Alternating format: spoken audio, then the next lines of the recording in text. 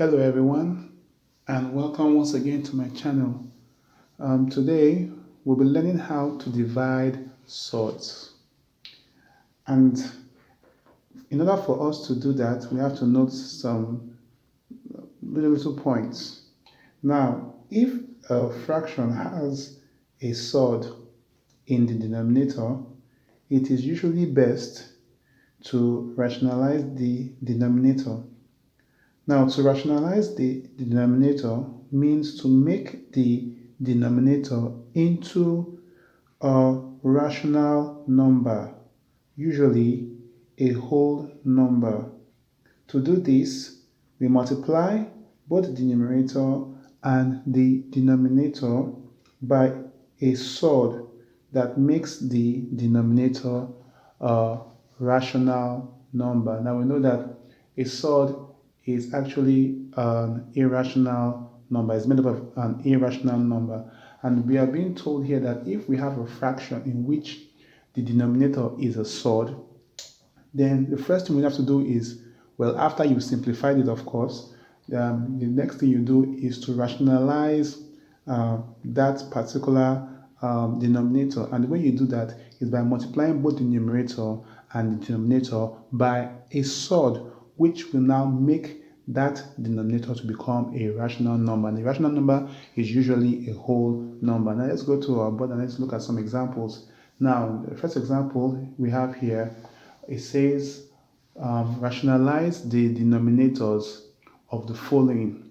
And we have two examples. The first example is 6 all over root 3, while the second example is 7 all over root 18. Now, like I said before you do anything in solving division of surds, you have to first of all look at the surds and find out if it's possible to simplify the surds. But as you can see in the very first one here, 6 over root 3, there's no way we can simplify the root 3. I think it's in the simplest form as it is. So now we'll go ahead to rationalize it, and from the instruction we're given, it says in order for us to rationalize the denominator of that fraction, we have to multiply both the numerator and the denominator by another surd, and the surd in which we're going to multiply both the numerator and the denominator will make this surd to become a rational number. Now, the only number you can multiply this fraction by in order to make this surd to be a rational number is if we multiply the surd by itself. If we multiply this fraction by any other thing, then this surd will not give us a rational number. In fact, if you are to obtain a rational number from multiplying a surd, let's say we have, let me change this to 2. We have 2 times 2. Once you multiply like surds together, you're going to have a whole number. Whenever you multiply like surds together, you're going to have a whole number.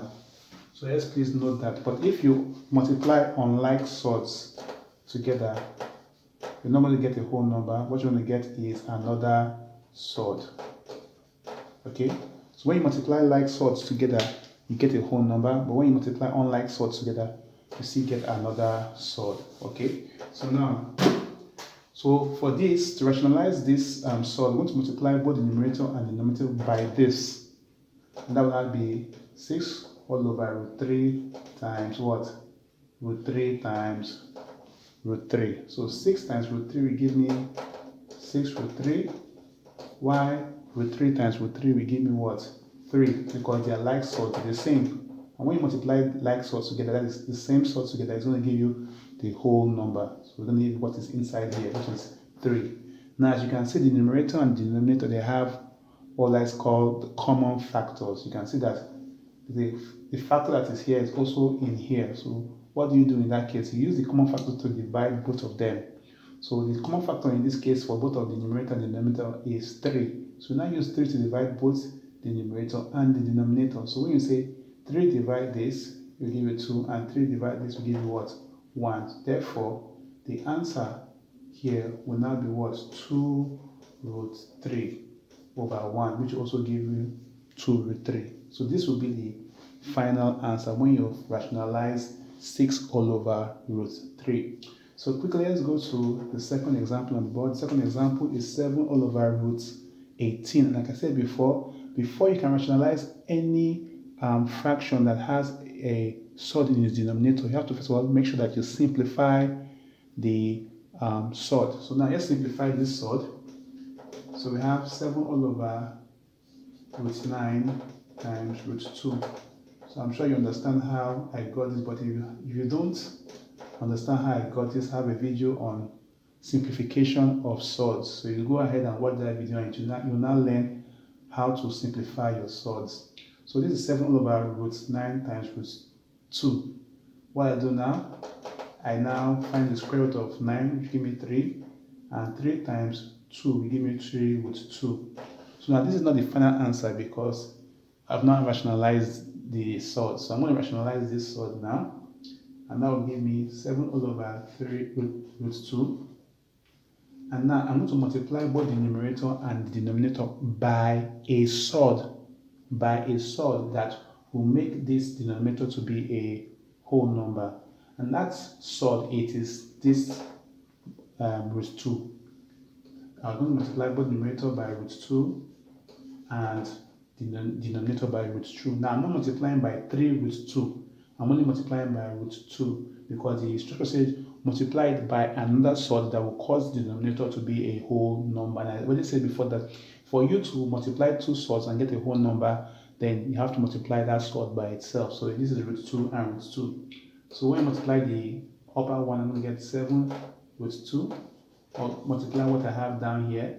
And of course, if you've watched my video on multiplication of surds, then you know that I multiply the whole numbers with each other. Now there's a 1 here, but that 1 is kind of like invisible because it doesn't really affect this value. So the whole number will be 3 times 1, which will be 3.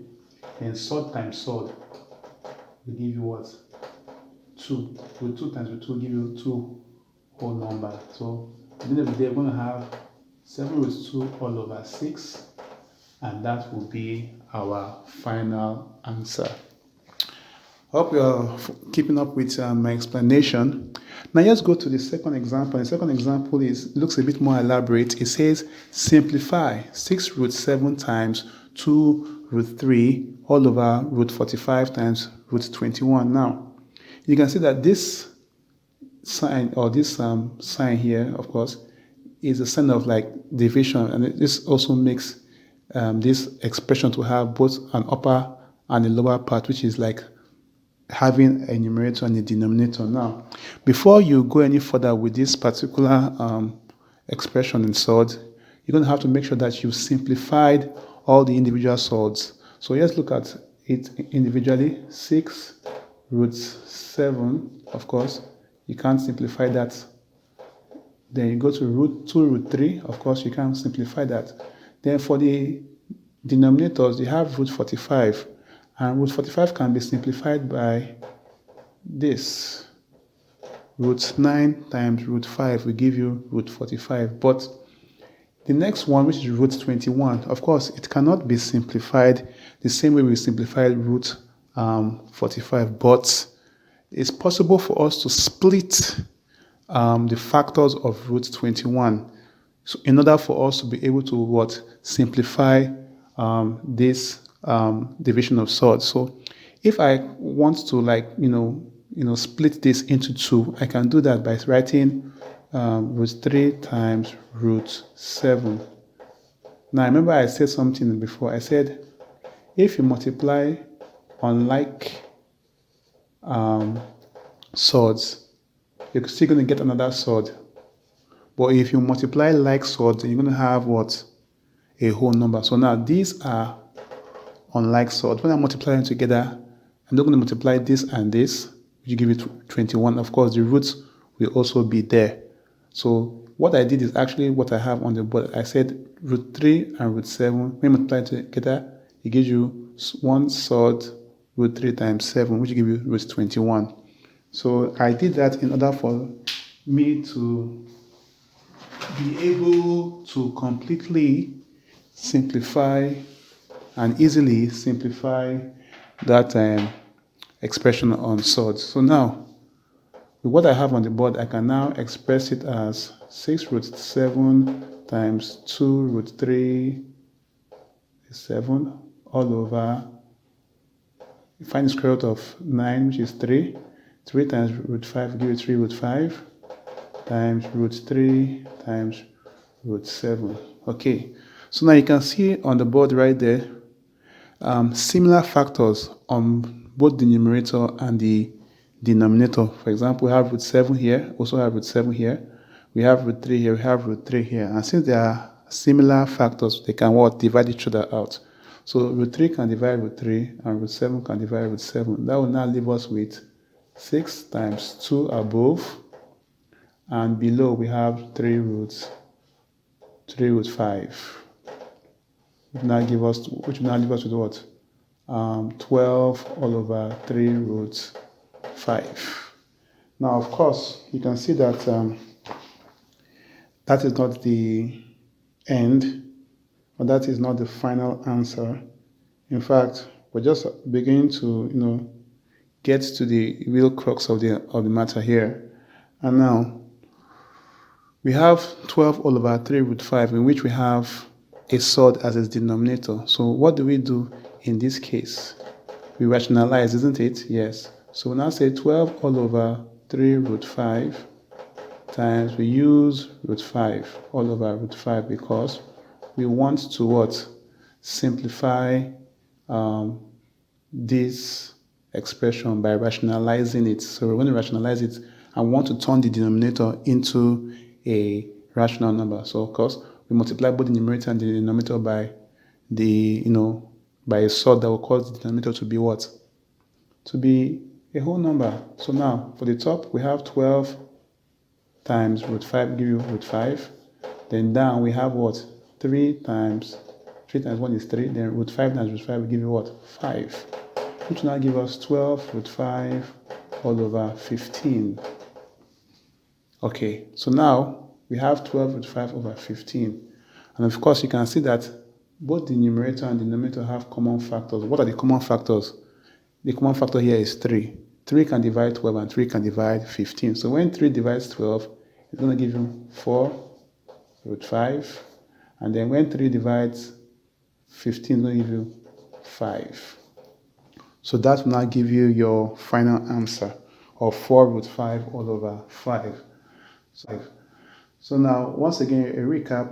When you're rationalizing denominators of a fraction in which the denominator is a surd, then what you have to do is to ensure that you multiply both numerator and denominator by a surd that will make the denominator to be a whole number. But first thing you need to do is, first of all, to check to see if that surd can be simplified before you go ahead and rationalize it. Now, that's all for the video for today. If you really enjoyed the video, it proved to be helpful, can you just go ahead and give us a like and thumbs up? Also, if you have any questions, drop it in the comment section, and also hit the notification bell so that you get notified whenever I drop another video. So thank you, and see you next time.